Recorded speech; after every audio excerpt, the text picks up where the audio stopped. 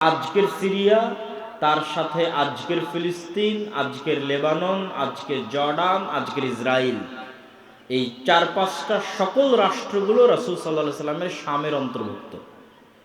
একই এরিয়া, একই অঞ্চল, একই কালচার। ব্রিটিশরা ছোট্ট ছোট্ট টুকরা করে ভেঙে ভেঙে ভেঙে ভেঙে তার মধ্যে থেকে 1948 সালে মধ্যপ্রাচ্যের বিস্ফোরা ইসরায়েলকে তৈরি করেছে।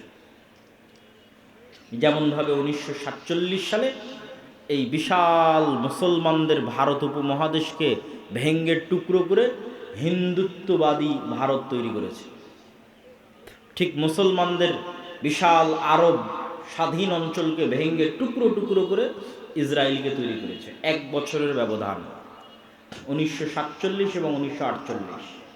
আর আল্লাহ সুবহানাহু ওয়া তাআলা আবার পবিত্র কোরআনে বলছেন, যা কাকতালীয়ভাবে মিলে গেছে।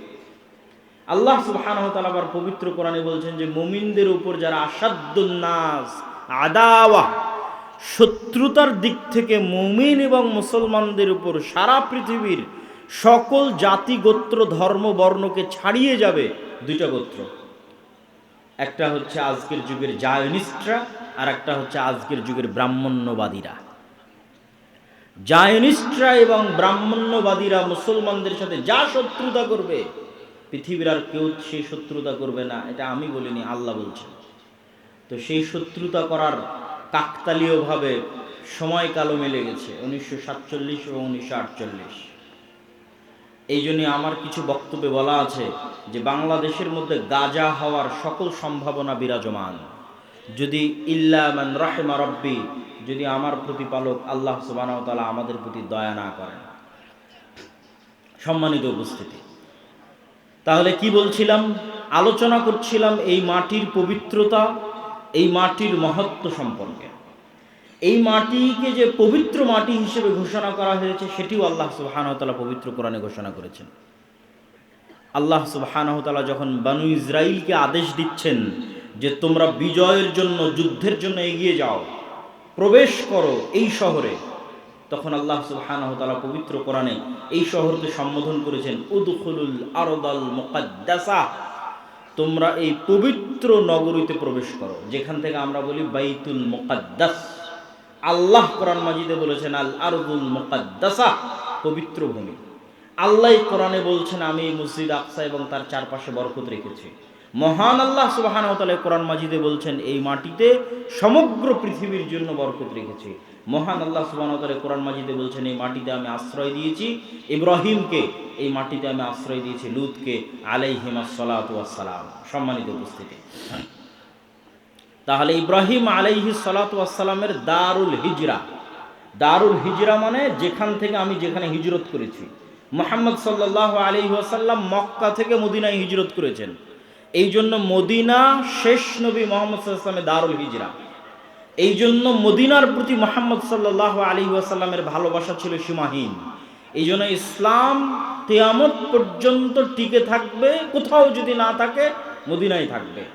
ঠিক মুহাম্মদ সাল্লাল্লাহু আলাইহি ওয়াসাল্লাম তার পিতা ইব্রাহিমের দারুল হিজরা, ইব্রাহিম আলাইহিস সালাতু ওয়াস সালামের দারুল হিজরা শাম সম্পর্কে, হক যেমন মদিনায় থাকবে, হক তেমন শামে থাকবে, তার ভবিষ্যৎবাণী করতে গিয়ে রাসূলুল্লাহ সাল্লাল্লাহু আলাইহি সাল্লাম বলেন আল্লাহুম্মা বারিক লানা ফি শামিনা, হে আল্লাহ আপনি আমার পিতা ইব্রাহিমের দারুল হিজরা সিরিয়াতে বরকত দান করুন। আর এক হাদিসে রাসূলুল্লাহ সাল্লাল্লাহু আলাইহি সাল্লাম বলেন লা তাযালু তায়ফাতুম মিন উম্মতি যাহিরিনা আলাল হক লা ইয়াদুররুহুম মান খাযালাহুম আও লা ইয়াদুররুহুম মান খালাফাহুম আও কামা ক্বালা আলাইহিস সালাতু ওয়াস সালাম। কিয়ামত পর্যন্ত আমার উম্মতের একটি দল, একটি জামাত হকের উপর লড়াইরত থাকবে। কিয়ামত পর্যন্ত হকের উপর লড়াইরত থাকবে, পৃথিবীর কোনো শক্তি তাদের ক্ষতি করতে চাইলেও ক্ষতি করতে পারবে না। এই হাদিসের বিভিন্ন রিওয়ায়াতে রাসূলুল্লাহ সাল্লাল্লাহু আলাইহি সাল্লাম বলেছেন তোমরা যদি তাদেরকে খুঁজতে চাও তাহলে শাম সিরিয়ার মাটিতে খুঁজো। তাহলে কি বোঝা গেল? আল্লাহর নবীর দারুল হিজরা মদিনায় যেমন হক থাকবে, কিয়ামত পর্যন্ত ঈমান এবং ইসলাম থাকবে, ঠিক রাসূল সাল্লাল্লাহু আলাইহি ওয়াসাল্লামের পিতা ইব্রাহিমের দারুল হিজরা শামে কিয়ামত পর্যন্ত হক থাকবে। সম্মানিত উপস্থিতি, এই মসজিদে আকসার ইতিহাস কি? আল্লাহ সুবহানাহু ওয়া তাআলা কোরআন মাজিদে বলেন, ইন্না আউওয়ালা বাইতিন উদিআ লিন-নাস বিবাক্কাহ, সারা পৃথিবীর মানুষের জন্য ইবাদত হিসেবে প্রথম যে মসজিদ তৈরি করা হয়েছে সেটা মক্কায়। কোরআনের আয়াত। তো সাহাবীরা রাসূল সাল্লাল্লাহু আলাইহি ওয়াসাল্লামকে জিজ্ঞেস করছে, আল্লাহর নবী, প্রথম মসজিদ যদি মক্কার হারাম হয়, সুম্মা আইয়ু, তাহলে মক্কার হারামের পর দ্বিতীয় পুরাতন মসজিদ কোনটা? সহিহ বুখারীর হাদিসে রাসূলুল্লাহ সাল্লাল্লাহু আলাইহি সাল্লাম উত্তরে বলছেন, দ্বিতীয় পবিত্র মসজিদ, পুরাতন মসজিদ হচ্ছে মসজিদ আকসা। সাহাবী জিজ্ঞেস করলেন, কাম বাইনাহুমা, আল্লাহর নবী, মক্কার মসজিদে হারাম আর জেরুজালেমের মসজিদে আকসা, এই দুইটার মধ্যে দূরত্ব কত দিনের? আল্লাহর নবী বললেন, 40 আম, 40 বছরের ব্যবধান। এই জন্য পৃথিবীর 3টে পবিত্রতম স্থান, যেই স্থানে যাওয়ার উদ্দেশ্যে, ইবাদতের উদ্দেশ্যে সফর করলে নেকি হবে। পৃথিবীর এমন 3টা পবিত্রতম স্থান, যেই স্থানে ইবাদত করার উদ্দেশ্যে সফর করলে নেকি হবে। এই 3টে পবিত্রতম স্থানের একটা হচ্ছে মক্কার মসজিদে হারাম, একটা মদিনার মসজিদে নববী, আর একটা জেরুজালেমের মসজিদে আকসা। কিন্তু দুর্ভাগ্য আমাদের, হতভাগা আমাদের জেনারেশন, কেননা আমাদের পূর্বপুরুষরা এই সৌভাগ্যে মণ্ডিত ছিলেন যে তারা হজ সফরে গেলে একসাথে 3টা পবিত্র মসজিদেই সালাত আদায়ের সুযোগ পেতেন। আর দুর্ভাগ্য আমাদের যে আমরা 2টা মসজিদে সালাত আদায়ের সুযোগ পাই, আর একটা মসজিদ থেকে আল্লাহ আমাদের বঞ্চিত করে রেখেছেন আমাদের কর্মফলের কারণে। সম্মানিত উপস্থিতি, এই মসজিদ কেন্দ্রিক আর 2টা সংক্ষিপ্ত ইতিহাস বলে এই পরিস্থিতির কারণ কি এবং আমাদের শিক্ষা কি সেই দিকে এগিয়ে যাব। আর 2টা সংক্ষিপ্ত ইতিহাস কি? সুলাইমান এবং দাউদ আলাইহিস সালাতু ওয়াস সালাম সমগ্র পৃথিবীব্যাপী যে মহা রাজত্ব প্রতিষ্ঠা করেছিলেন, যেই রাজত্ব অতীতে কেউ কোনোদিন প্রতিষ্ঠা করেনি, ভবিষ্যতে কেউ কোনোদিন প্রতিষ্ঠা করবে না, সেই মহা রাজত্বের হেডকোয়ার্টার, সেই মহা রাজত্বের রাজধানী ছিল এই জেরুজালেম, এই মসজিদে আকসা। এবং আজকের মসজিদে আকসার যে গ্রাউন্ড, এই গ্রাউন্ড সুলাইমান আলাইহিস সালাতু ওয়াস সালামের তৈরি করা। যে উঁচু এরিয়াটা সরজমিন থেকে, যে উঁচু এরিয়ার মধ্যে খ্রিস্টানদের গির্জাও আছে, ইহুদিদের সিনাগগও আছে, মুসলমানদের কিবলি মসজিদও আছে। কিবলি মসজিদটাই মূলত মসজিদে আকসা হিসেবে গণ্য হয়। আর পুরো গ্রাউন্ডটা আল আরজুল মুকাদ্দাসা, পবিত্র ভূমি হিসেবে গণ্য হয়। কিন্তু পুরো মসজিদটাই মুসলমানেরা সালাত, পুরো এরিয়াটাই মুসলমানেরা সালাত হিসেবে ব্যবহার করে না অথবা করার সুযোগ পায় না। তৃতীয় কি ঘটনা এই মসজিদের সাথে সম্পৃক্ত আপনারা সবাই জানেন। একটা বললাম, দাউদ এবং সুলাইমান আলাইহিস সালাতু ওয়াস সালামের রাজত্বের রাজধানী, হেডকোয়ার্টার। তিনি জিনদের দিয়ে এই মসজিদ তৈরি করিয়েছেন। কোরআনে আল্লাহ সুবহানাহু ওয়া তাআলা বলছেন, সুলাইমান আলাইহিস সালাতু ওয়াস সালামের মৃত্যুবরণ অনেক দিন হয়ে গেছে, তারপরও জিনেরা বুঝতে পারেনি যে তিনি মারা গেছেন, কার্যক্রম চলতে থেকেছে। দ্বিতীয় ঘটনা হচ্ছে, বর্তমান বিশ্বের যেই ধর্মের অনুসারী সবচেয়ে বেশি, কাগজে কলমে, নামকা ওয়াস্তে, প্র্যাকটিক্যাল নয়, সেটা যে খ্রিস্টান ধর্ম। প্র্যাকটিক্যাল একজনও খুঁজে পাওয়া মুশকিল যে খ্রিস্টান, প্রকৃত খ্রিস্টান ধর্মের অনুসারী প্র্যাকটিক্যাল একজনও খুঁজে পাওয়া যাবে না। কিন্তু নামকা ওয়াস্তে, কাগজে কলমে খ্রিস্টান ধর্মের পরিচয় দেয় এই দিক থেকে পৃথিবীর সর্ববৃহৎ ধর্ম। এই পৃথিবীর সর্ববৃহৎ ধর্মের যিনি নবী, ঈসা আলাইহিস সালাতু ওয়াস সালাম, বর্তমান পৃথিবী, ঈসা আলাইহিস সালাতু ওয়াস সালামের জন্ম জেরুজালেমে, এবং ঈসা আলাইহিস সালাতু ওয়াস সালামের মা মারিয়াম আলাইহাস সালাতু ওয়াস সালাম যেই মসজিদের খেদমত করতেন সেই মসজিদ, মসজিদ আকসা। আল্লাহু আকবার। এবং মারিয়াম আলাইহাস সালাতু ওয়াস সালাম যখন তার সন্তানকে প্রসব করছেন নির্জন অঞ্চলে গিয়ে মসজিদ আকসা থেকে, এবং পুনরায় যখন শহরে প্রবেশ করছেন এবং তার কোলে তার দুধের সন্তান, মানুষ তাকে জিজ্ঞেস করছে, মা কানা আবুকা ইমরা আসাউইন ওয়ামা কানাত উম্মুকি বাগিয়া, তোমার পিতা তো খারাপ মানুষ ছিল না, তোমার মাও ব্যভিচারী ছিল না, তাহলে এই অবৈধ সন্তান কোথায় থেকে? নাউজুবিল্লাহ। তখন মারিয়াম আলাইহা সালাতু ওয়াস সালাম ফাআশারাত ইলাইহি, বাচ্চার দিকে ইশারা দিচ্ছেন যে বাচ্চার সাথে কথা বলো। তখন তারা উত্তরে বলতেছে যে ওই ব্যক্তির সাথে কিভাবে কথা বলবো? মান কানা ফিল মাহদি সাবিয়্যা, যে এখন মায়ের কোলে দুধ পান করে, তার সাথে কথা বলার ঠাট্টা করা একই কথা। এই কথা বলাও শেষ হওয়া, ঈসা আলাইহিস সালাতু ওয়াস সালাম কোল থেকে বলে উঠছেন, ইন্নী আব্দুল্লাহ আতানিয়াল কিতাবা ওয়া জাআলানি নাবিয়্যা, আমি আল্লাহর বান্দা, আল্লাহ আমাকে কিতাব দিয়েছেন, আল্লাহ আমাকে নবী করেছেন। তো বললাম খ্রিস্টানেরা একজনও প্র্যাকটিক্যাল খ্রিস্টান নয় কেন? যার নবী মুখ খুলেই বলছে আমি আল্লাহর বান্দা, তাকে তারা বানিয়ে দিয়েছে আল্লাহর সন্তান। নাউজুবিল্লাহ।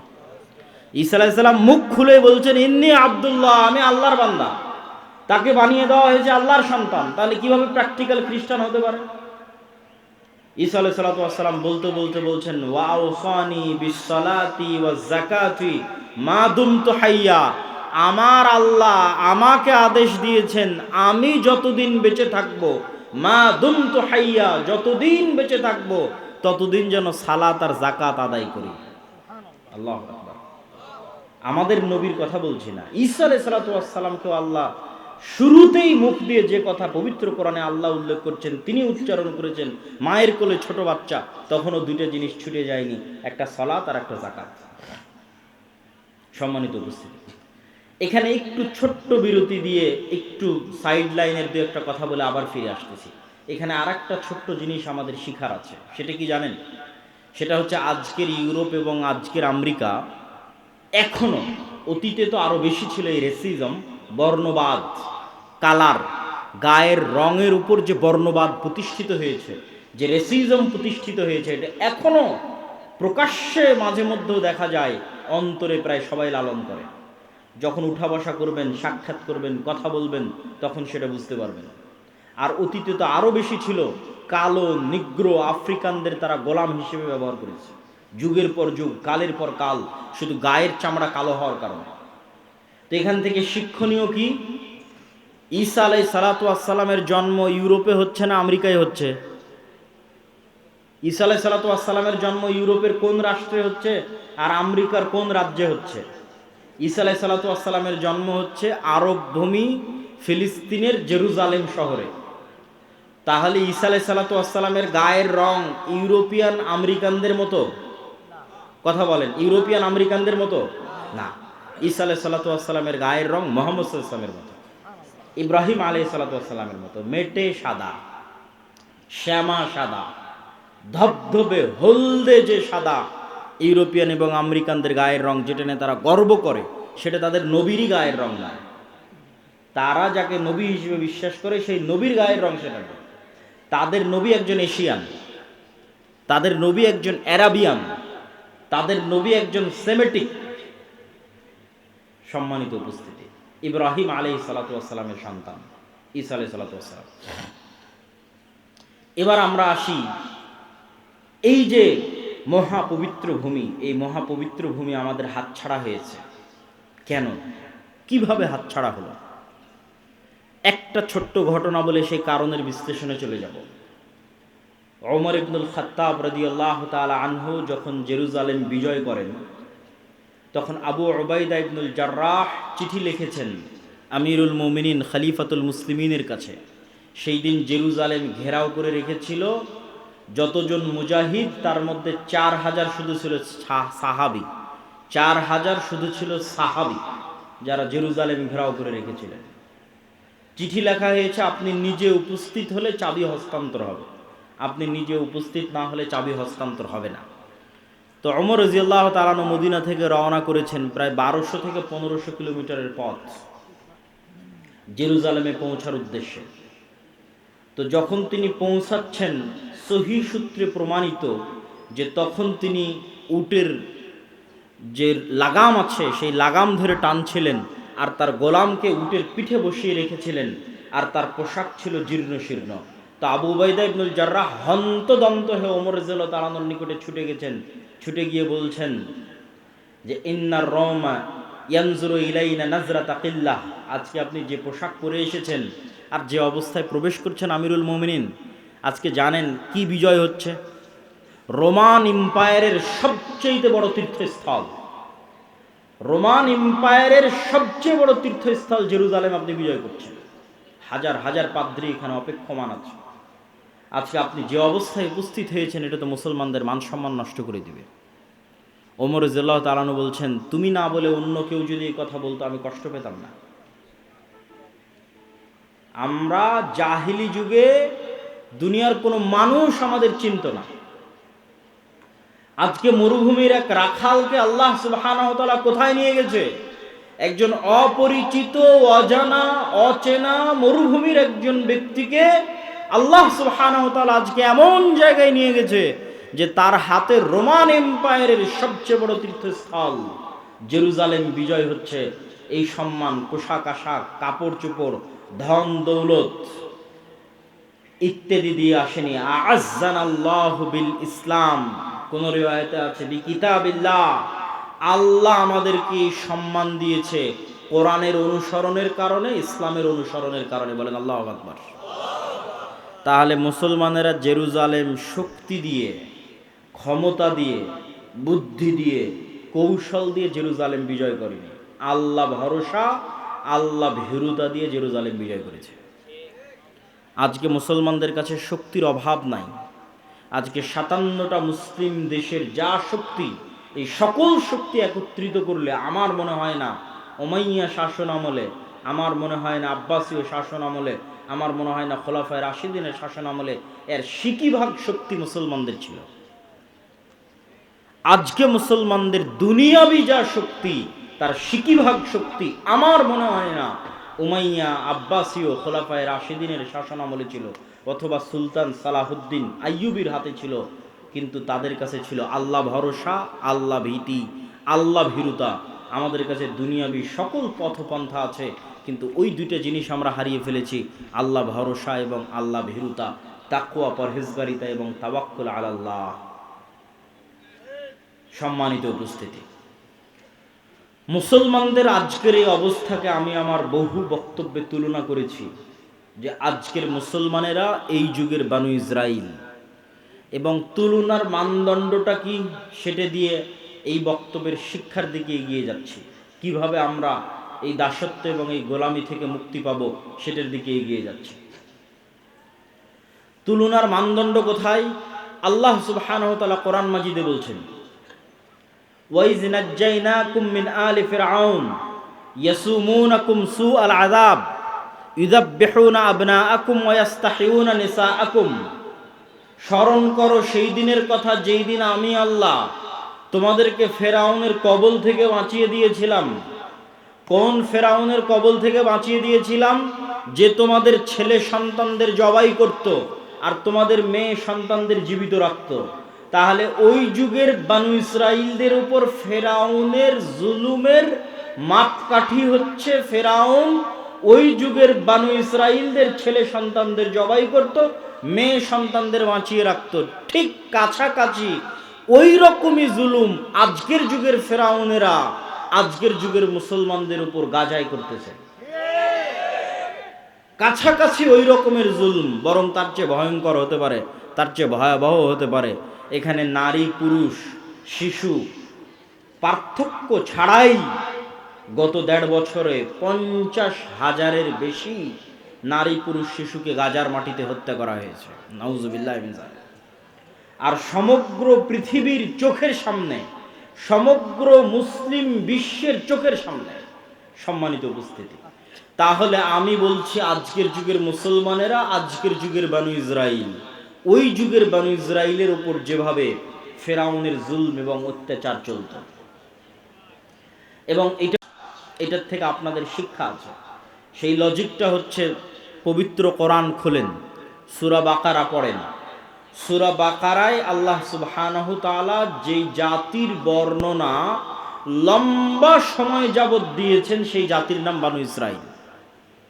লম্বা সময় যাবত ছোট্ট ছোট্ট ঘটনা আল্লাহ বানু ইসরাইলের তুলে ধরেছে। তো বানু ইসরাইলের ঘটনা এত ব্যাপক আকারে পবিত্র কোরআনে তুলে ধরার এটি রহস্য হতে পারে যে এমন একদিন আসবে যেই দিন বানু ইসমাইল বানু ইসরাইলের মতো হয়ে যাবে। সেই দিন যেন তারা বানু ইসরাইলের এই 4000 বছর আগের ঘটনা থেকে শিক্ষা নেয়। এই জন্য উম্মতে মুহাম্মাদীর শিক্ষার জন্য বানু ইসরাইলের এত লম্বা ঘটনা আল্লাহ সুবহানাহু ওয়া তাআলা কোরআন মাজিদে তুলে দিলেন, যেন একদিন আসতে পারে যেই দিন উম্মতে মুহাম্মাদীর অবস্থা বানু ইসরাইলের মতো হতে পারে। দুই একটা কথা কি বানু ইসরাইলের, তাহলে আপনি উম্মতে মুহাম্মাদীর সাথে মিলাতে পারবেন। বানু ইসরাইলের দুই একটা কথা হচ্ছে আল্লাহ সুবহানাহু ওয়া তাআলা কোরআনে সূরা বাকারায় যেভাবে তুলে ধরেছেন, আমি শুধু দুই একটা উদাহরণ দেব। বিস্তারিত আপনি সূরা বাকারাও পড়তে পারেন, বিস্তারিত আমার বই সমসাময়িক মুসলিম বিশ্ব এবং ফিলিস্তিনেও পড়তে পারেন। কি সেই ঘটনা?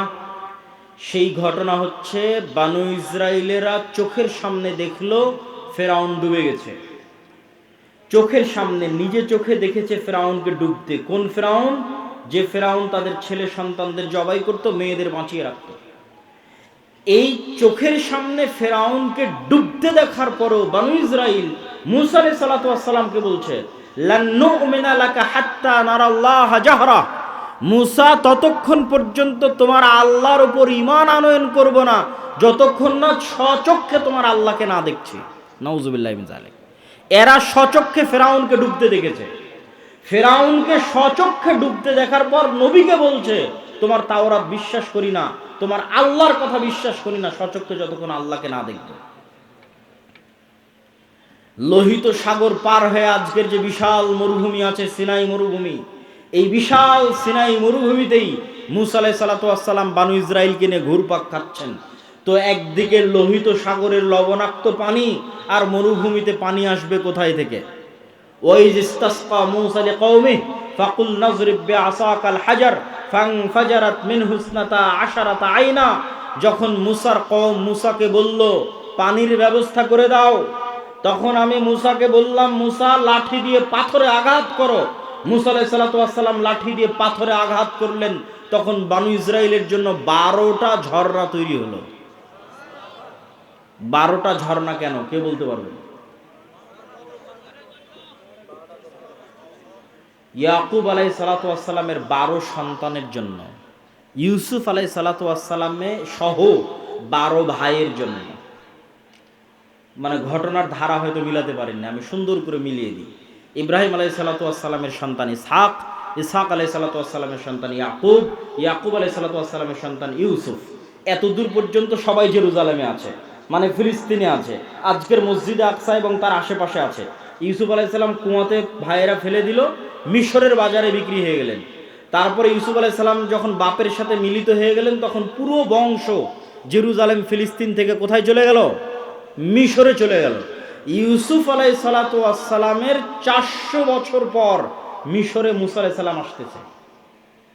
ইউসুফ আলাইহিস সালাতু ওয়াস সালামের 350 400 বছর পর ইউসুফ আলাইহিস সালামের ভাইদের বংশেই, ইয়াকুব আলাইহিস সালাতু ওয়াস সালামের সন্তানদের বংশেই 400 বছরে বংশ এত বড় হয়ে গেছে। 12 ভাইয়ের সন্তান, সন্তান তার সন্তান, তার সন্তান, তার সন্তান, সব নবীর সন্তান। যারা বলতেছে যে আল্লাহকে না দেখা পর্যন্ত ঈমান আনয়ন করব না, এরা ইব্রাহিম আলাইহিস সালাতু ওয়াস সালামের সন্তান। এরা ইউসুফ আলাইহিস সালাতু ওয়াস সালাম এবং তার ভাইদের সন্তান 400 বছর পর। যারা বলতেছে তোমার আল্লাহকে বলো যে পানির ব্যবস্থা করে দিতে, তখন আল্লাহ মূসা আলাইহিস সালাতু ওয়াস সালামকে বললেন লাঠি দিয়ে পাথরে আঘাত করো। তো 12টা ঝর্ণা তৈরি হলো। 12টা ঝর্ণা কাদের সম্মানে? 12 ভাইয়ের, 12 গোত্রের, 12 বংশের সম্মানে। এমনকি মুফাসসিরিনে কেরাম লিখছে, যখন মূসা আলাইহিস সালাতু ওয়াস সালাম সমুদ্রের লাঠি দিয়ে আঘাত করেন, তখন একটা রাস্তা নয় 12টা রাস্তা তৈরি হয়েছিল। ইয়াকুব আলাইহিস সালামের 12 সন্তানের 12 বংশধরের সম্মানে 12টা রাস্তা তৈরি হয়েছিল। তারা বলতেছে যে আল্লাহকে ততক্ষণ ঈমান আনয়ন করব না যতক্ষণ না দেখব। তাদের আরেকটা উদাহরণ দেখেন তো, যেহেতু মরুভূমি, খাবারের কোনো ব্যবস্থা নাই, তো আল্লাহ আসমান থেকে মান্না এবং সালোয়া ব্যবস্থা করে দিয়েছে খাবারের জন্য। আর পানি, পাথর ফেটে পানি বের হচ্ছে মরুভূমির মধ্যে, পাথর ফেটে পানি বের হচ্ছে মরুভূমির মধ্যে, আসমান থেকে খাবার আসতেছে। তারপরেও তাদের সহ্য হচ্ছে না। তারা বলছে লান নাসবিরা আলা তুআমিন ওয়াহিদ উদউ লানা রাব্বাক, মুসা এক খাবার, এই সকাল সন্ধ্যা একই মান্না সালোয়া, আর সকাল সন্ধ্যা পানি আর মান্না সালোয়া। মান্না সালোয়ার বিবরণ পড়তে গেলে আপনারা আশ্চর্য হবেন। আজকের পৃথিবীর সবচেয়ে দামি মাশরুম, যেটা কেজি বাংলাদেশি টাকায় 4 থেকে 5 লক্ষ টাকা, আজকের বাংলাদেশি টাকায় পৃথিবীর যেটা সবচেয়ে দামি মাশরুম, বিশেষ সময়ে বিশেষ কালে উৎপাদিত হয়, সেই মাশরুম আর বিশেষ এক পাখির গোস্ত হচ্ছে মান্না সালোয়া, যার 1 কেজির দাম বাংলা টাকায় 4 থেকে 5 লক্ষ টাকা। সেটা তাদেরকে জান্নাত থেকে দেওয়া হতো। তখন তারা বলছে লান নাসবিরা আলা তুআমিন ওয়াহিদিন, এক খাবার ভালো লাগে না, তোমার আল্লাহকে বলো এই মাটি থেকে আদা রসুন পেঁয়াজ চাল গম ডাল ইত্যাদি উৎপাদন করে দিতে। তখন আল্লাহ সুবহানাহু ওয়া তাআলা বলছেন ঠিক আছে, এগুলো উৎপাদন করার জন্য তো শস্য সবুজ শ্যামল জমি লাগবে, আছে আজও ফিলিস্তিন শস্য শ্যামল সবুজ জমি, প্রচুর পরিমাণে জাইতুন উৎপাদন হয়, আজও ফিলিস্তিনে তিন উৎপাদন হয় প্রচুর পরিমাণে। তো সেই জমি আল আরজুল মুকাদ্দাসা, পবিত্র ভূমি। কোন পবিত্র ভূমি? 400 বছর আগে এই পবিত্র ভূমিতে তোমাদের বাপদাদা ইয়াকুব ইসহাক ইব্রাহিম বসবাস করত। কিন্তু ইউসুফ আলাইহিস সালাতু ওয়াস সালামের কারণে তোমরা মিশরে চলে এসেছিলে, তার 400 বছর পর আজকে তোমরা এখানে। তো এই মাটি তোমাদের, তোমরা এখন সেই মাটি বিজয়ের জন্য যুদ্ধে অবতীর্ণ হও। তখন এরা সব নবীর সন্তান, তারা বলতেছে মুসা আলাইহিস সালাতু ওয়াস সালামকে, ইযহাব আনতা ওয়া রাব্বুকা ফাকাতিলা, মুসা তুমি আর তোমার আল্লাহ গিয়ে যুদ্ধ করো। নাউযুবিল্লাহি মিন যালিক। তাহলে খালি বনু ইসরাইলের 2-1টা ঘটনার উদাহরণ দিলাম, যেই ঘটনাগুলো আল্লাহ কোরআনে বলেছেন সূরা বাকারাতে, আমি 2-1টা করে আয়াত পড়েছি আর সেখান থেকে অনুবাদ করেছি। তাহলে এবার বলেন তো, নবীদের সন্তানেরা 400 বছরে এতটা সংকীর্ণ মনা, এতটা ন্যারো মাইন্ডেড, এতটা আত্মমর্যাদাহীন, এতটা আত্মসম্মানহীন, এতটা গোলামের স্বভাবে কিভাবে তাদের চরিত্র পরিবর্তন হয়ে গেল? আমি যখন প্রথম ইউরোপ যাই তখন মূলত আমি এই হিসাবটা মিলাতে পেরেছি। ইউরোপে গিয়ে যখন দেখলাম, ইংল্যান্ডে গিয়ে যখন দেখলাম মুসলমানদের জন্ম নিবন্ধন, সার্টিফিকেট, পাসপোর্ট, ইংল্যান্ডে প্রবেশ, ইউরোপে প্রবেশ, অ্যাসাইলাম ক্লেইম করা, সেখানে কাগজপাতি রেডি করা, তারপরে সেখানে সরকারের কাছ থেকে বেনিফিট নেওয়া, বেকারত্ব ভাতা হোক, সন্তান সন্ততির ভাতা হোক, প্রত্যেকটা ধাপ অধিকাংশের মিথ্যার উপর প্রতিষ্ঠিত। মুসলমানদের ভারত, পাকিস্তান, বাংলাদেশ থেকে যে মুসলমানেরা গেছে তারা ইংল্যান্ডে, আর আফ্রিকা থেকে যে মুসলমানেরা গেছে স্পেন, ফ্রান্স এবং ইতালিতে, তাদের মিথ্যা, তাদের ধোঁকা, তাদের চুরি, তাদের দুর্নীতি ভারত পাকিস্তানের মুসলমানদের চাইতে আরো খারাপ, আরো নিম্ন স্তরের। তো তখন আমি উদাহরণ মিলালাম, যারা তো আজকের যুগের বনু ইসরাইল, এই যুগের মুসলমানদের কাছে যদি মুসা আলাইহিস সালাতু ওয়াস সালাম প্রেরিত হতেন, তাহলে এই উত্তরগুলোই পেতেন যেই উত্তরগুলো বনু ইসরাইলেরা দিয়েছিল। আমি মনে হয় বুঝাতে পারিনি। মানে এই যুগের মুসলমানদের রক্তের মধ্যে ওইভাবে মিথ্যা, ওইভাবে ধোঁকা, ওইভাবে দুর্নীতি, ওইভাবে আত্মমর্যাদাহীনতা, আত্মসম্মানহীনতা প্রবেশ করেছে, ঠিক যেভাবে 4000 বছর পূর্বে বনু ইসরাইলের ছিল। কারণ কি? কারণ হচ্ছে ইউসুফ আলাইহিস সালাতু ওয়াস সালামের মৃত্যুর পর হাকসুস বংশের যখন পতন হয় এবং ফারাও বংশের যখন উত্থান হয়, তো আগের সরকারের সাথে যাদের জোট থাকে, শত্রুতা করতে করতে জোটের সঙ্গী তাদের উপর শত্রুতা চলে। তো ফারাওদের যখন উত্থান হয়, তখন আগের হাকসুস বংশের জোট, ইউসুফ আলাইহিস সালাতু ওয়াস সালাম মন্ত্রী ছিলেন, ইউসুফ আলাইহিস সালামের ভাইরাও হয়তো বড় বড় মন্ত্রী পরিষদের সদস্য ছিলেন। তখন ফারাওরা যেমন হাকসুসদের উপর জুলুম চালায়, ঠিক তেমন বনু ইসরাইলদের উপর জুলুম চালায়। জুলুম আরো বাড়ে কেন? যে কোনো পাদ্রী, যে কোনো ধর্মীয় জ্ঞান, জ্যোতিষী সব বলে, ফারাও তোমাদের ক্ষমতা ধ্বংস যদি হয়, এই বনু ইসরাইলদের হাতে ধ্বংস হয়ে যাবে। তখন আরো ভয়, আরো আতঙ্ক, আরো অত্যাচার। তো দীর্ঘ 300 বছরের জুলম, অত্যাচার এবং গোলামির জীবন, গোলামি করতে করতে চরিত্র নষ্ট হয়ে গেছে। গোলামি করতে করতে কিভাবে চরিত্র নষ্ট হয় তার উদাহরণ কি? এখানে 2 জন গোলামের মধ্যে যদি আমি একটা রুটি নিক্ষেপ করি, তাহলে তারা 2 গোলাম রুটি নিয়ে কাড়াকাড়ি করবে। একটা রুটি পাওয়ার জন্য মিথ্যা বলবে, একটা রুটি পাওয়ার জন্য ধোঁকা দিবে, একটা রুটি পাওয়ার জন্য মারামারি লেগে যাবে। এটা জন্মগত স্বভাব তৈরি হবে গোলামদের মধ্যে। ঠিক মুসলমানদের একই অবস্থা হয়েছে 190 বছর ব্রিটিশদের গোলামি করার কারণে। আফ্রিকানদের মুসলমানদের একই অবস্থা হয়েছে 200-250 বছর স্পেন, ফ্রান্স, ইতালির ঔপনিবেশিক কলোনিয়াল শাসনের অধীনে গোলামি করার কারণে। গোলামি করতে করতে রক্তের মধ্যে মিথ্যা, ধোঁকা, দুর্নীতি প্রবেশ করেছে। সম্মানিত উপস্থিতি, তাহলে ওই যুগের বানু ইসরাইল আর এই যুগের মুসলমানদের সাথে মিলে গেলে একটা কথা সামারি সারমর্ম হিসেবে বের হয়ে আসে যে নবীর সন্তানদের চরিত্র ধ্বংস হয়েছে গোলামির কারণে, উম্মতে মুহাম্মাদির চরিত্র ধ্বংস হয়েছে গোলামির কারণে। আর এর বিপরীত কি ঘটেছে? এর বিপরীত, মুসা আলাইহিস সালাতু ওয়াস সালামকে আল্লাহ যদি ফেরাউনের বাড়িতে না নিয়ে যেতেন, আর মুসা আলাইহিস সালাতু ওয়াস সালাম যদি বানু ইসরাইলের সাথে মানুষ হতো, তাহলে মুসা আলাইহিস সালামের রক্তের মধ্যেও গোলামির স্বভাব তৈরি হয়ে যেত। মুসা আলাইহিস সালাতু ওয়াস সালামকে আল্লাহ পূর্ণ আত্মমর্যাদা, আত্মসম্মানের সাথে মানুষ করার জন্য রাজার বাড়িতে পাঠিয়ে দিয়েছেন। তাহলে মুসা আলাইহিস সালামের স্বাধীন চেতা মনোভাব ঠিক থাকবে। স্বাধীন চেতা মনোভাবের প্রমাণ কোথায়? মুসা আলাইহিস সালাতু ওয়াস সালাম একদিন দেখতেছে, একদিন জুলুম হতে দেখেছে। একদিন কি? ফারাওদের একদল অনুসারী বানু ইসরাইলের একদল অনুসারীর উপর অত্যাচার করতেছে। তো একদিনের দেখা অত্যাচার মুসা আলাইহিস সালাম সহ্য করতে না পেরে এক থাপ্পড় দিয়ে ফারাওয়ের ওই ব্যক্তিকে ওখানেই তিনি হত্যা করে দিয়েছেন। কেন? তার মধ্যে স্বাধীন চেতা, আত্মমর্যাদা, আত্মসম্মান ছিল। যদি বানু ইসরাইলদের সাথে বড় হতেন তাহলে এটাকে উনি জুলুমি মনে করতেন না। এটা তো আমার ভাগ্যে, তাকদিরে, আমরা এইভাবেই বড় হয়েছি, এভাবেই গোলামি দেখেছি, কে বাধা দিতে যাবে? বাধা দিতে গেলে বিপদে পড়ব। কিন্তু যখন উনি নেতা, তখন জুলুমের বিরুদ্ধে আওয়াজ উঠিয়েছেন, মিথ্যার বিরুদ্ধে, অত্যাচারের বিরুদ্ধে আওয়াজ উঠিয়েছেন। সম্মানিত উপস্থিতি, এই পুরো আলোচনার সারমর্ম আল্লামা ইকবালের একটি কবিতা। আল্লামা ইকবাল বলছেন, সাবাক ফিরসে পড়, সাদাকত কা, শুজাআত কা, আদালত কা, লিয়া জায়েগা তুঝসে কাম, দুনিয়া কি ইমামত কা। মুসলমানেরা, তোমাদের মধ্যে আনুষ্ঠানিকতা, ইসলামের সব আনুষ্ঠানিকতা আছে।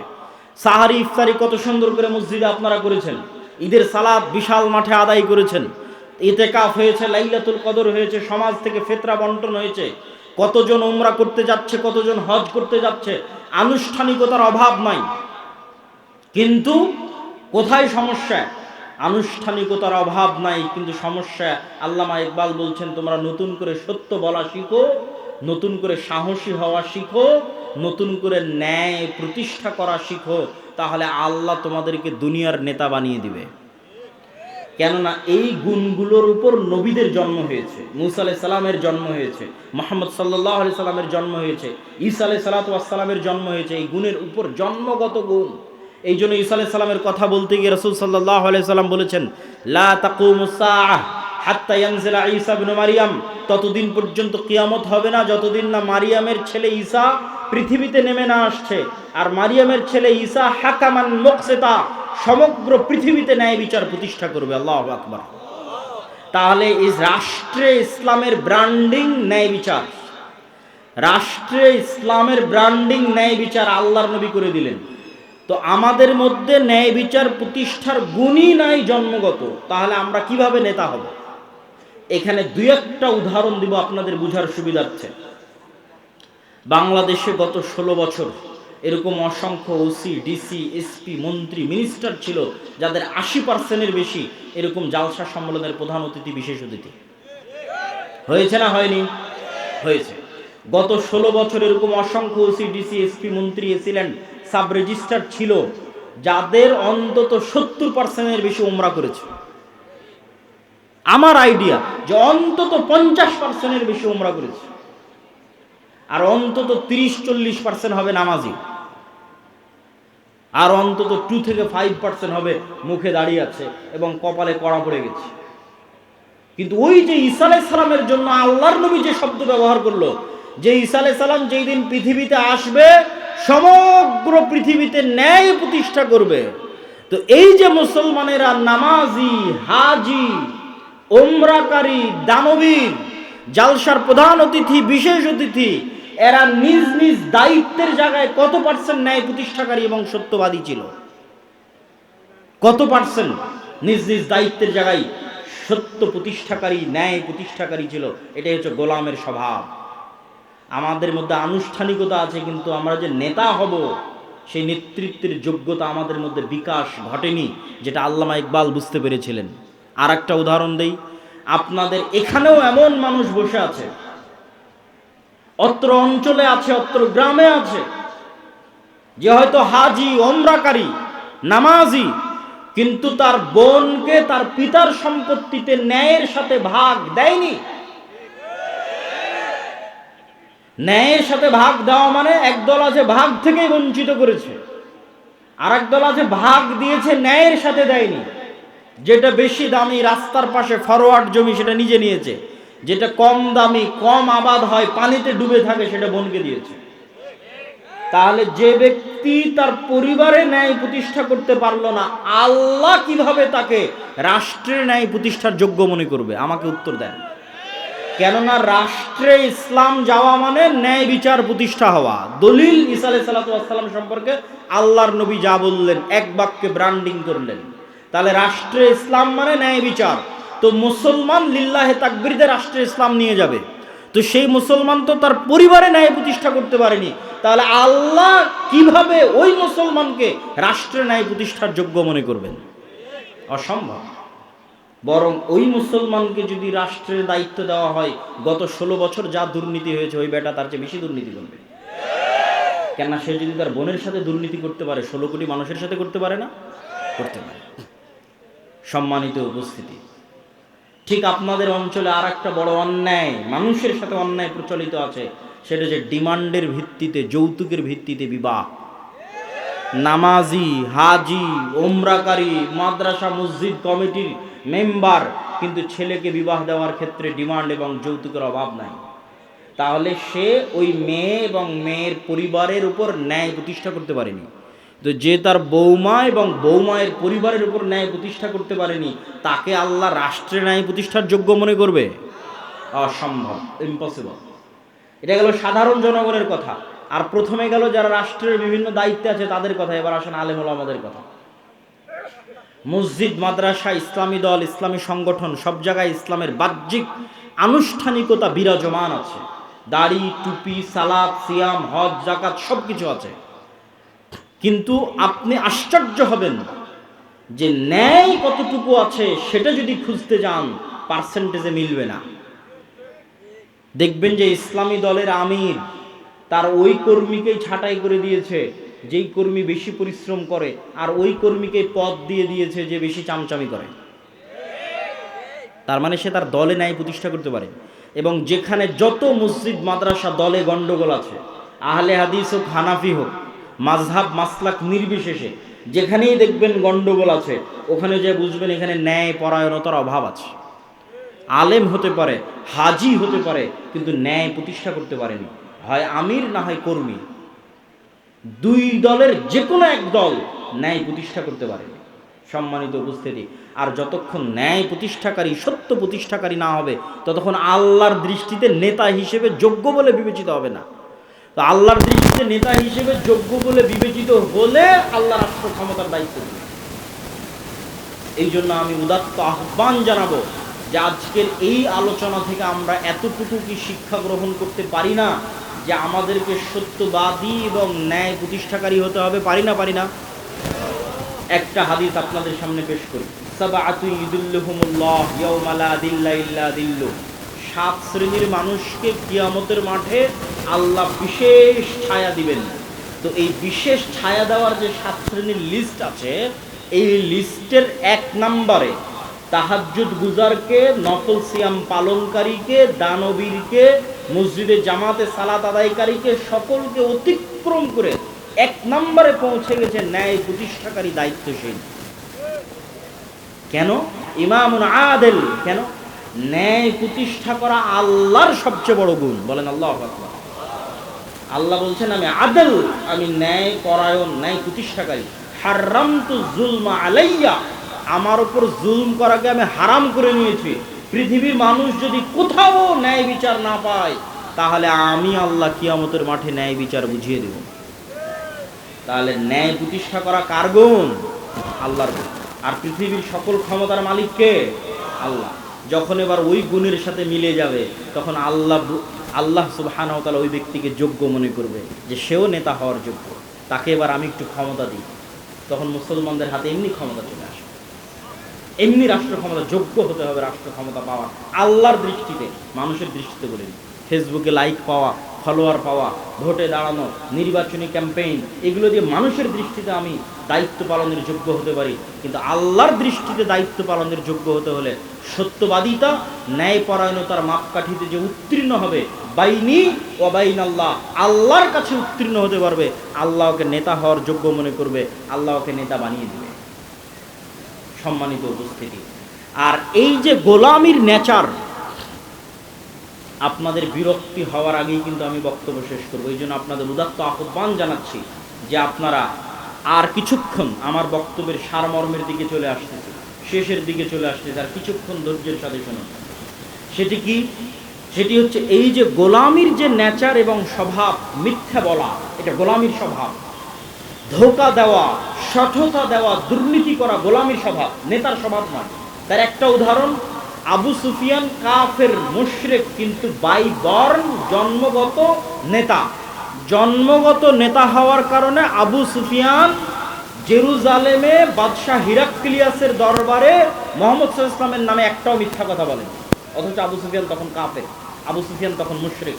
তাহলে ওই যুগের মক্কার কাফের মুশরিকদের চাইতে এই যুগের মুসলমানেরা নিম্ন স্তরে আছে। আর এই গোলামির স্বভাবকে জিইয়ে রাখার জন্য, যে মুসলমানদেরকে যে আমরা ইউরোপিয়ানরা 190 বছর ওদের মধ্যে গোলামির স্বভাব ঢুকিয়ে দিয়েছি, এই গোলামির স্বভাবটা জিইয়ে রাখার জন্য এদের মাথার উপর গণতন্ত্র চাপিয়ে দাও। এই কথা অনেকের কাছে বিরক্তিকর লাগতে পারে, কিন্তু আমি যুক্তির ভিত্তিতে কথা বলবো, যুক্তির ভিত্তিতে বলে আমার বক্তব্যের শেষের দিকে চলে গেছে। গণতন্ত্র দিয়ে ইসলাম প্রতিষ্ঠা হবে কিনা এটা আমার আলোচনার বিষয়ই নয়। গণতন্ত্র পৃথিবীতে জাস্টিস, ন্যায় প্রতিষ্ঠায় ব্যর্থ একটা শাসন ব্যবস্থা। গত 16 বছর বাংলাদেশের মানুষের উপর জুলম, খুন, গুম, আয়নাঘর গণতন্ত্রের নামে তৈরি করা হয়েছে।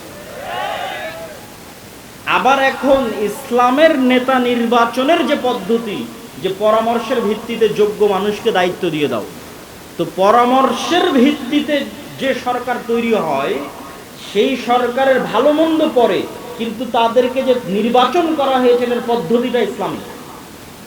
তো যারা এই পদ্ধতির মাধ্যমে ক্ষমতায় আসলে দেখবেন তাদেরকেও সরিয়ে চোর, বাটপার, লুটেরাদের ক্ষমতায় বসানোর জন্য যে ট্রাম্প কার্ড ব্যবহার করা হবে সেটার নাম গণতন্ত্র। আর এই গণতন্ত্রের সবচেয়ে বড় কুফল মুসলমানেরা ভোগ করবে কি দিয়ে? সেটা হচ্ছে বিভেদ, হিংসা, বিদ্বেষ, মিথ্যা। গণতন্ত্রের মেকানিজমটাই এমন যে আপনি মিথ্যা না বললে এখানে টিকতে পারবেন না। তাহলে আপনার মধ্যে গোলামির স্বভাব জিইয়ে রাখার সবচেয়ে বড় মাধ্যম হচ্ছে পলিটিক্যালি আপনাকে গণতন্ত্রের কাছে বাউন্ড করে দেওয়া। দেন আপনি বাই ডিফল্ট মিথ্যা বলবেন, বাই ডিফল্ট দুর্নীতি করবেন, বাই ডিফল্ট ধোঁকা দিবেন, আপনার গোলামির নেচার চলতেই থাকবে। সত্যবাদিতা, ন্যায়পরায়ণতা বহুদূরের কথা। আর গণতন্ত্রের সবচেয়ে বড় ব্যর্থতা কি? গণতন্ত্র নিজে গণতন্ত্র প্রতিষ্ঠায় ব্যর্থ। কিভাবে গণতন্ত্র প্রতিষ্ঠায় ব্যর্থ কিভাবে? জনগণের শাসন মানে হচ্ছে গণতন্ত্র, কিন্তু এখানে জনগণের শাসন যে হয় না তার প্রমাণটা কোথায়? নির্ধারিত দল প্রার্থীকে মনোনয়ন দিবে, তো এমনও দল আছে যেই দলে টাকা দিয়ে প্রার্থীটা কিনে পাওয়া যাবে, আছে না নাই? আছে। টাকা দিয়ে প্রার্থী মনোনয়নপত্র কিনে নিবে। তাহলে জনগণ যোগ্য প্রার্থী বাছাই করার আগেই প্রার্থী মনোনয়নপত্র ম্যানিপুলেট হয়ে গেছে। দ্বিতীয় আরেকটা কোথায় গণতন্ত্র দিয়ে গণতন্ত্র প্রতিষ্ঠা হয় না, সেটা হচ্ছে এই গণতন্ত্রের ভোট ক্যাম্পেইনের জন্য যত হাজার হাজার কোটি টাকার দরকার, এই হাজার হাজার কোটি টাকা বাংলাদেশের 18 কোটি জনগণের 80% জনগণ যারা মধ্যবিত্ত, নিম্নবিত্ত, তাদের পকেট থেকে আসা সম্ভব নয়। তাহলে হাজার হাজার কোটি টাকা দিবে কারা? এই দেশের শীর্ষস্থানীয় দুর্নীতিবাজ ব্যবসায়ীরা। তাহলে দল আগেই বিক্রি হয়ে গেছে দেশের শীর্ষস্থানীয় দুর্নীতিবাজ ব্যবসায়ীদের কাছে। তাহলে গণতন্ত্র, জনগণের শাসন কোথায় গেল? এবার আমি আপনাকে প্রকৃত গণতন্ত্র তুলে ধরি। আমি গণতন্ত্রের, যদি আপনি এক মুহূর্তের জন্য আমাকে বলেন যে আমি গণতন্ত্রের সাপোর্টার, তাহলে প্রকৃত গণতন্ত্র আপনার সামনে তুলে ধরি। প্রকৃত গণতন্ত্র এভাবে প্রতিষ্ঠিত হতে পারে, জনগণের শাসন। আমি ইসলামী খেলাফা, ইসলামী শাসন বলি, জনগণের শাসন প্রতিষ্ঠিত হতে পারে। আপনাদের এই চাটখিল গ্রামের মানুষ এত বড় স্কুল, এত বড় মসজিদ, এত মাদ্রাসা পরিচালনা করতে পারতেছে, তো এই চাটখিল গ্রামের মানুষ এক জায়গায় একসাথে বসে পরামর্শের ভিত্তিতে তাদের গ্রামের নেতা নির্ধারণ করতে পারে না? পারে না? তাহলে চাটখিলে একটা নেতা নির্ধারণের জন্য গ্রুপিং, মনোনয়ন, ভোটের দরকার আছে। আপনারা যদি একসাথে একটা মসজিদ চালাতে পারেন, একটা স্কুল চালাতে পারেন, তো একসাথে বসে নেতা নির্ধারণ করতে পারবেন না? পারবেন। খুব সহজ। পরামর্শ যখনই আসবে তখনই সহজ। আর যখনই একজন দাঁড়িয়ে বলবে এই আমি মসজিদের সভাপতি হব, আমাকে কে কে ভোট দিবা, তখন গন্ডগোল, গ্রুপিং শুরু হবে। আর একজন দাঁড়িয়ে বলবে আমি মসজিদের সভাপতি হব, আমাকে কে কে ভোট দিবা। আর যখনই দুই গ্রুপ হয়ে যাবে এবং দাঁড়িয়ে যাবে, তখন এবার টাকা দিয়ে ভোট কেনা শুরু হবে। তো যখন টাকার ভিত্তিতে ভোট বিক্রি হবে, তখন সত্য ন্যায় থাকলো না মিথ্যুক ধোঁকাবাজে পরিণত হলো? মিথ্যুক ধোঁকাবাজে পরিণত হলো। আমি রূপগঞ্জে দেখেছি, এবারের নির্বাচনের সময় রূপগঞ্জে, যে প্রত্যেকটা মানুষ টাকার কাছে ভোট বিক্রি করে দিচ্ছে এবং সব প্রার্থীকে বলতেছে আমি আপনাকে ভোট দিব। তখন আমি আরেকবার রিয়ালাইজ করলাম, এরা তো সব বানু ইসরাইল, এবং গণতন্ত্র এদেরকে বানু ইসরাইল বানাচ্ছে। শতভাগ মিথ্যুক, শতভাগ দুর্নীতিবাজ একটা কওম তৈরি হচ্ছে।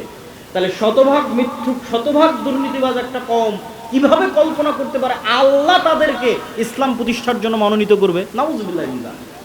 কেমনে কল্পনা করতে পারে যে আল্লাহ তাদেরকে ইসলাম প্রতিষ্ঠার জন্য মনোনীত করবে? কেমনে? অসম্ভব, ইম্পসিবল। পৃথিবী উল্টে গেলে অসম্ভব, এটা হবে না। তাহলে একটা ছোট্ট একটা গ্রামের একটা নেতা নির্ধারণের জন্য গ্রুপিং এর দরকার নাই, মনোনয়নের দরকার নাই, কিচ্ছুর দরকার নাই। একসাথে গ্রামবাসী বসে তার নেতা নির্ধারণ করতে পারে। সব একটা ইউনিয়নের সব গ্রামের নেতা একত্রিত হয়ে তার ইউনিয়নের নেতা নির্ধারণ করতে পারে। সব ইউনিয়নের নেতা একত্রিত হয়ে তার উপজেলা, উপজেলা একত্রিত হয়ে তার জেলা, জেলা একত্রিত হয়ে তার দেশ। নিচ থেকে যখন উঠে আসবে তখন গণতন্ত্র, উপর থেকে যখন চাপিয়ে দেওয়া হবে তখন এলিট ক্লাস, দুর্নীতিবাজ ব্যবসায়ীদের শাসন প্রতিষ্ঠা হয়। এটা বাস্তবতা, এটা হিস্ট্রি, এটা হচ্ছে এস্টাবলিশ ট্রুথ, সত্য। সম্মানিত উপস্থিতি, তাহলে মুসলমানদের এই যে মিথ্যার কালচার, দুর্নীতির কালচার, এটা থেকে বের হয়ে আসার একটা পলিটিক্যাল উপায় হচ্ছে গণতন্ত্র থেকে বের হয়ে আসা। আর একটা অর্থনৈতিক দিক থেকে মুসলমানদের মিথ্যা বলা শেখানো হয়, এটা বলে আমার বক্তব্য শেষ করে দিল। সেটা হচ্ছে সুদ। সেটার নাম কি? সুদ। কিভাবে? ইসলামের কর্জের থিওরি যদি আপনি পড়েন, ইসলামিক ফাইন্যান্স পড়তে গিয়ে এটা আমি দেখেছি যে রাসূলুল্লাহ সাল্লাল্লাহু আলাইহি ওয়াসাল্লাম এবং আল্লাহ সুবহানাহু ওয়া তাআলা, মানুষ মরে যাচ্ছে তখন কর্জ নিবে, মেয়ের বিয়ে দিতে পারতেছে না, অপারেশন হচ্ছে, টাকা নাই, তখন কর্জ নিবে। কিন্তু বিলাসী পণ্যের জন্য কর্জ নিবে, তার কোনো পয়েন্ট কোরআন এবং হাদিসে আমি খুঁজে পাইনি। বিলাসী পণ্য মানে আমার মোটর সাইকেল লাগবে, আমার আইফোন লাগবে, আমার আইপ্যাড লাগবে, আমার পাকা মাটির বাড়ি ভেঙে পাকা বাড়ি তৈরি করা লাগবে, এই বিলাসিতার জন্য লোন নিবে। এটা সুদমুক্ত লোনের কথা বলছি, সুদযুক্ত না। বিলাসী পণ্যের জন্য স্বাভাবিক সুদমুক্ত কর্জ নিবে, আর প্রমাণ আমি কোরআন হাদিসে খুঁজে পাইনি। মানুষ কর্জ নিতে পারে যখন বিপদে, সংসার চলে না, মারা যাচ্ছে, অপারেশন হচ্ছে, তখন কর্জ নিতে পারে। গেল এক নাম্বার পয়েন্ট। দুই নম্বর পয়েন্ট হচ্ছে আল্লাহ সুবহানাহু ওয়া তাআলা রাসূল সাল্লাল্লাহু আলাইহি ওয়াসাল্লামকে শিখিয়ে দিয়েছেন, সব সালাতে, সব দোয়ায় কর্জ থেকে বাঁচতে চাও। আল্লাহুম্মা নাউযু বিকা মিনাল মা'সামি ওয়াল মাগরাম, আল্লাহ লোন থেকে বাঁচতে চাই। তো সাহাবীরা আল্লাহর নবীকে জিজ্ঞেস করছে, এত কেন কর্জ, লোন থেকে বাঁচতে চান? তখন রাসূলুল্লাহ সাল্লাল্লাহু আলাইহি ওয়াসাল্লাম উত্তরে বলছেন, মানুষ যখন কর্জ নেওয়া শুরু করে, মিথ্যা বলা শুরু করে। এই যে আমার বক্তব্যের পয়েন্ট, যেটা কানেক্ট করতে চাচ্ছি, আল্লাহর নবীর হাদিস। মানুষ যখন কর্জ নেওয়া শুরু করে, কি বলা শুরু করে? মিথ্যা বলা শুরু করে। তাহলে আল্লাহর নবী জানেন যে আমার উম্মত যখন মিথ্যার উপর প্রতিষ্ঠিত হবে, তো নেতৃত্বের গুণ হারিয়ে যাবে। মিথ্যা তো গোলামের গুণ, স্লেভ, দাস, কৃত দাসের গুণ। তাহলে যে